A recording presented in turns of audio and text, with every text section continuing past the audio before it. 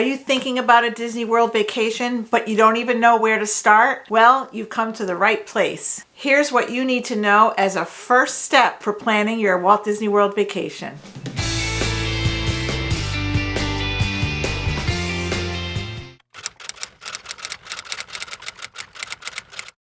You need to know what Walt Disney World has to offer. Once I'm there, how do I get around? What are the tickets? What are the ticket options? What is Disney Genie? And how do I work with that? What is a Magic Band?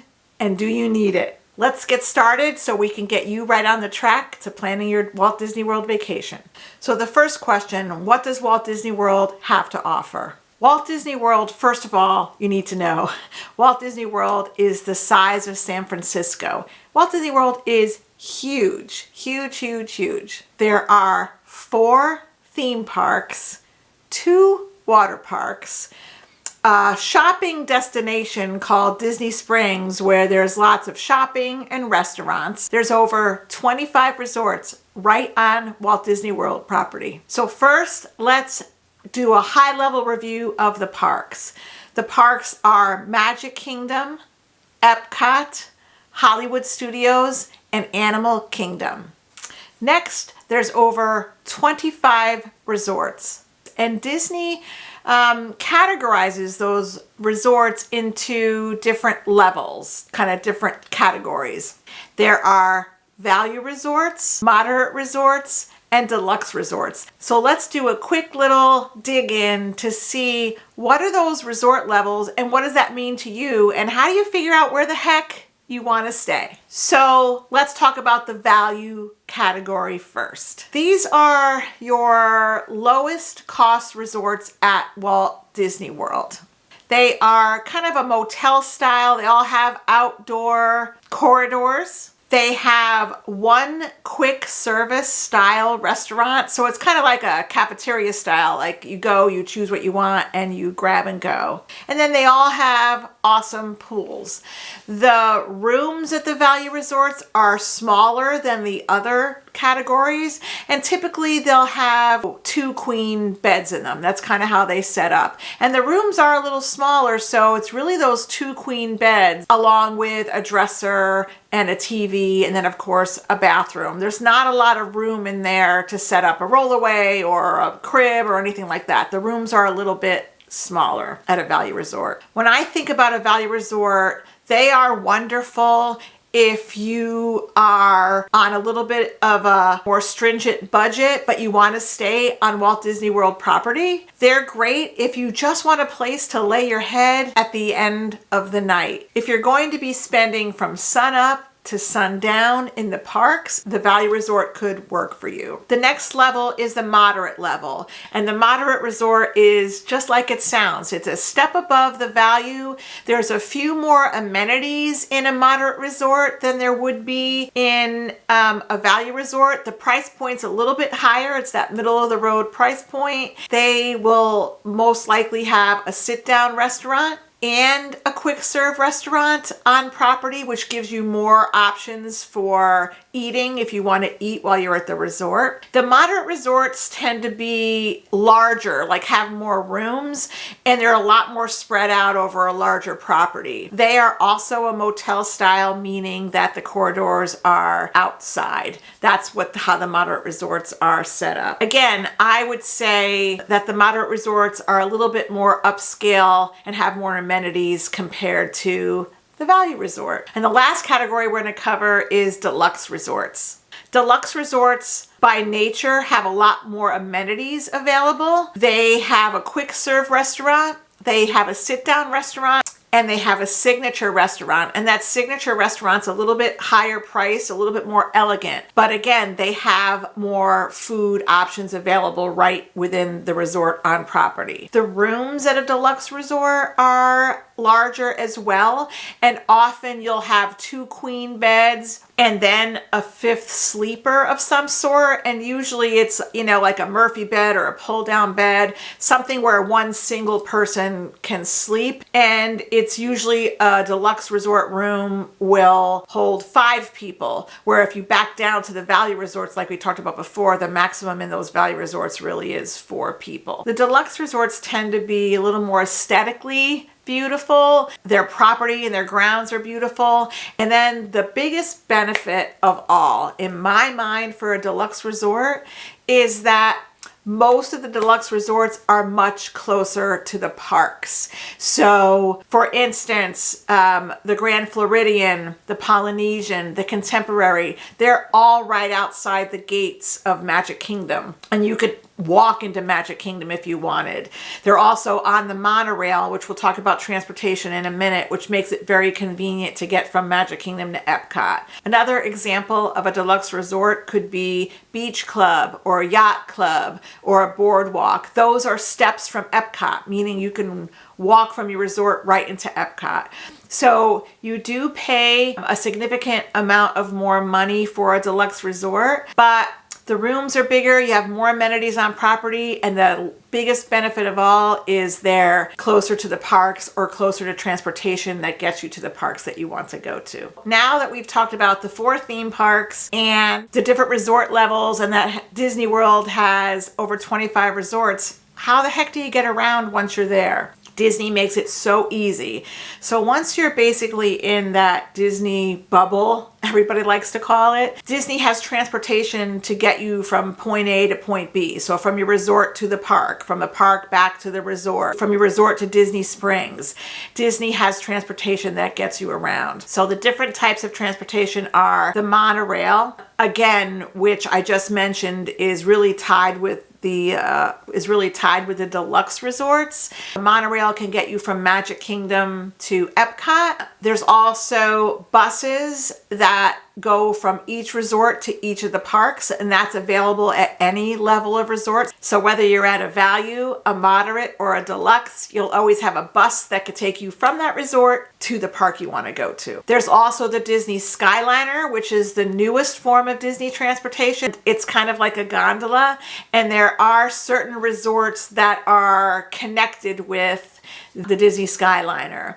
And those would be Pop Century, which is a value resort, Art of Animation, which is a value resort, Caribbean Beach Resort, which is a moderate resort, and Riviera, which is a deluxe resort. So again, the Skyliner can take you from any of those resorts I just listed to Hollywood Studios or Epcot. There also is boat transportation. So there are some resorts that offer boat transportation from the resort to Disney Springs, or some offer it from the resort to Magic Kingdom or one of the parks. So, and Hollywood Studios is one of those as well. So that's another way to get around at Walt Disney World. You have bus transportation, or you have monorail transportation, or you have Skyliner transportation, or you have the buses.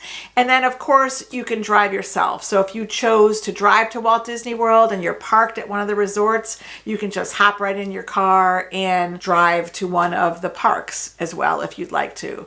And then there's always Lyft and Uber as another option if you didn't want to take any of the Disney transportation. But the good news is there's always a way for you to get from your resort to a park, to one of the Disney theme parks, which is great. So resorts, theme parks, how do I get around? What about the tickets? What is the story with tickets? How do I figure out how many days I need? How do the tickets work? What is this all about? Park reservations? I don't get it. I'm going to explain it to you. So of course, if you go to Walt Disney World, no matter where you're staying, whether you're staying on property or if you chose to stay off property, you need a ticket to get into the Disney parks, any of the 4 Disney parks. You can purchase those tickets, either a 1-day ticket up to a 10-day ticket, and you can kind of have that match however long you stay. Now there's 4 parks, so sometimes people at the very least want to get a 4-day ticket so they can visit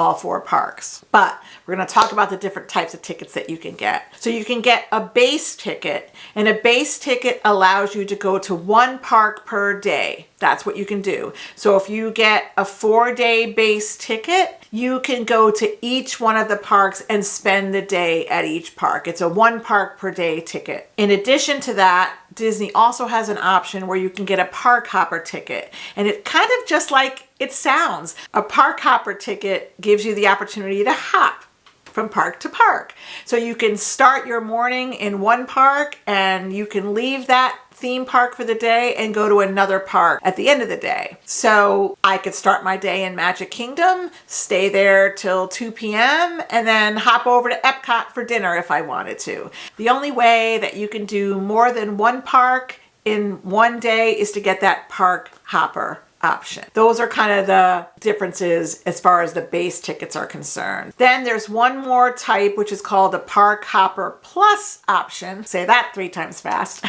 Park Hopper Plus option. That allows you to go to the theme parks and to park hop, and the plus part of that allows you to go to the water parks as well. Disney has 2 water parks. They have Blizzard Beach and Typhoon Lagoon.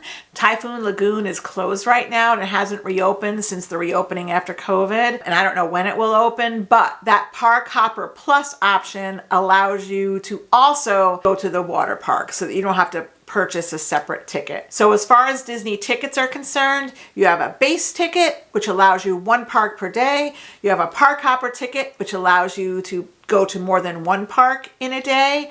And then you have the Park Hopper Plus, which allows you to park hop plus go to water parks if you want to. When we talk about park tickets and purchasing them, we can't forget to talk about park reservations. So right now at Walt Disney World, you are required to have a park ticket and a park reservation. That means once you purchase your tickets, you go into your My Disney Experience app and you make your park reservation. So you need both of those items to be able to get into a park. You need a park ticket and a park reservation. So you have to plan ahead of time which parks you want to visit on which days so you can go into the My Disney Experience app and make your park reservation. That's a really important piece of your travel planning and vacation planning right now, that you need to purchase tickets and you need to make a park reservation in order to enter a Walt Disney World park. The next thing to talk about real quick, and this could be,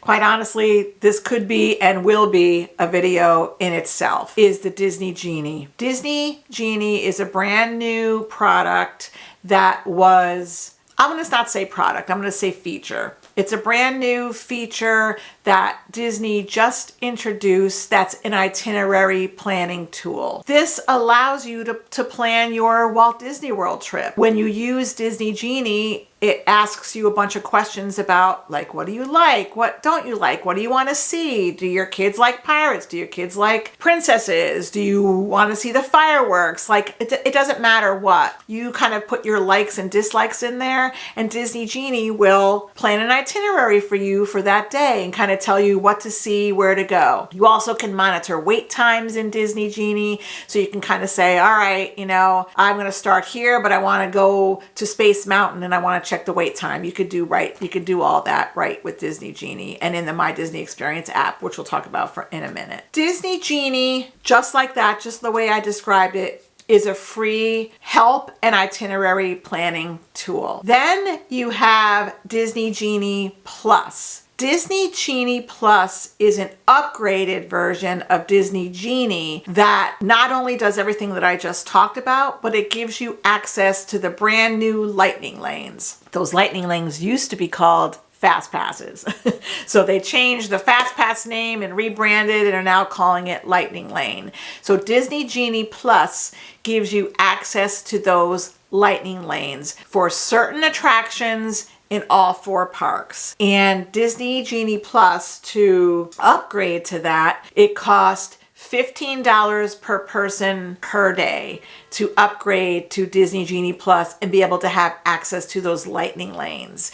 That's kind of the basics of Disney Genie, and I'm going to create a whole other video because we could spend a half hour just dissecting and talking about Disney Genie. But those are the basics of Disney Genie Plus. In addition to Disney Genie Plus, there's also something that was launched that's called individual lightning lanes. And these individual lightning lanes are separate purchases above and beyond Disney Genie Plus. And those are for very select attractions that are not included in that Disney Genie Plus upgrade that I just talked about. There are 2 attractions in each park that can be purchased through the individual lightning lane option that are not included in the Disney Genie Plus. So as an example, if I think about Magic Kingdom, Space Mountain and Seven Dwarfs Mine Train fall under that individual lightning lane purchase option. They are not included in that Disney Genie Plus upgrade. So if you want to use a lightning lane for Seven Dwarfs Mine Train or Space Mountain, you have to pay an additional fee to use the lightning lane for that. The fee is going to vary based on the park, the ride, the time of year, maybe the time of day. That could be anywhere between $7 per lightning lane per person to $15 per lightning lane per person. A couple of things to remember about Disney Genie. You don't have to use it at all if you don't want to. It is not mandatory. You can wait in the standby lines. That is perfectly fine. So I just wanted to be able to say that Disney Genie and Disney Genie Plus and the lightning lanes, that's completely optional.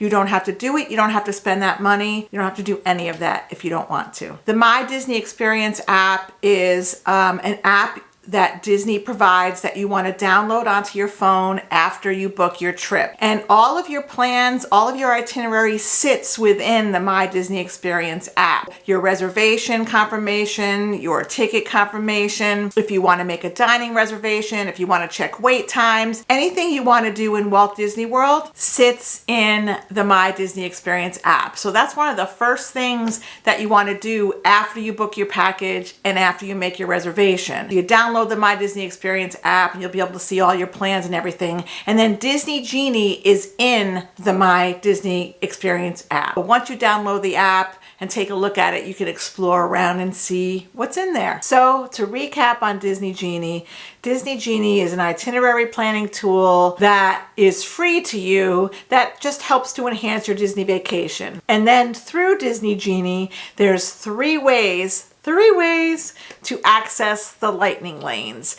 You can upgrade to Disney Genie Plus, which is $15 per person per day. And you could upgrade for your whole trip if you like. So for every day, you can pay that fee up front and you can have it upgraded for your whole trip.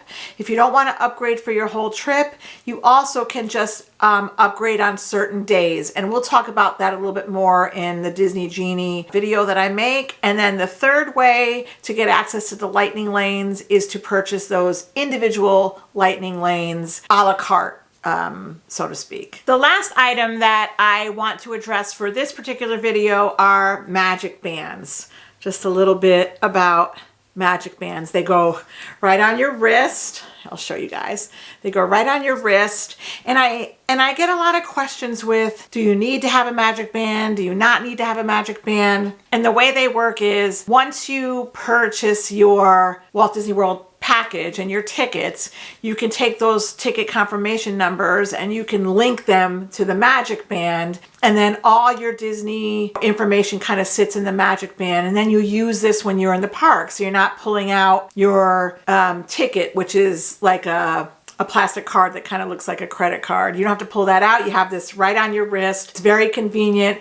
If you have lightning lanes, they'll be all connected to your Magic Band. Anything you do, you can make a purchase with your Magic Band and charge it to your room because you usually have your credit card linked up with it. And the bottom line is, the question that I get a lot is, do you need a Magic Band? And the bottom line is that you don't. You can use your Key to the World card, which is the card I just referred to that looks just like a credit card. It's a little plastic card, and that holds all your information. That's your room key. That's your tickets. You can use that to charge to your room. You can do everything with that Key to the World card that you can do with the Magic Band. It just becomes a matter of preference, like, do you like the Magic Band? I find the Magic Band really convenient because I like just having it on my wrist and not having to worry about anything. But do you need it? No, you don't need a Magic Band. But that's what the Magic Band is all about. So we talked about your Walt Disney World trip.